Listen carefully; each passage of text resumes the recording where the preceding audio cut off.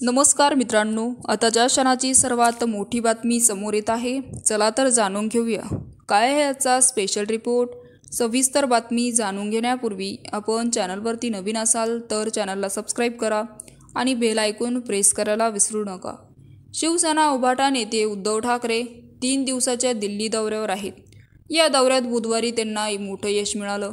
काँग्रेसच्या वरिष्ठ नेत्यांच्या भेटीगाठी घेतल्याने काँग्रेस सोबत झालेल्या बैठकीत येत्या विधानसभा निवडणुकीत मुख्यमंत्रीपदाचा चेहरा जाहीर करण्याची मागणी उद्धव ठाकरे यांनी केली।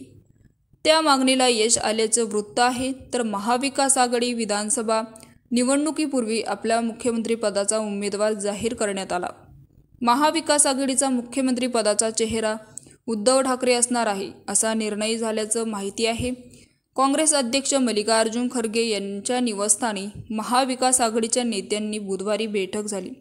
या बैठकीत महाविकास आघाडीला तिन्ही पक्ष एकत्र लढण्यास सहमत झाले। त्यानुसार काँग्रेस पक्षाला सर्वाधिक जागा मिळाल्या, तसेच दुसऱ्या क्रमांकाला जागा शिवसेनेला मिळणार आहे, तर 3 नंबरवर शरद पवार यांचा राष्ट्रवादी काँग्रेस पक्ष असणार आहे। बुधवारी दिल्लीत झालेल्या बैठकीत निर्णय झाल्याची माहिती सूत्रांनी दिली।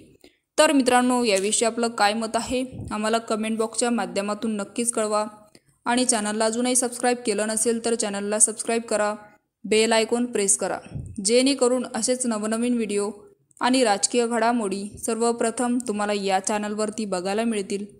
तूर्तास धन्यवाद। जय महाराष्ट्र।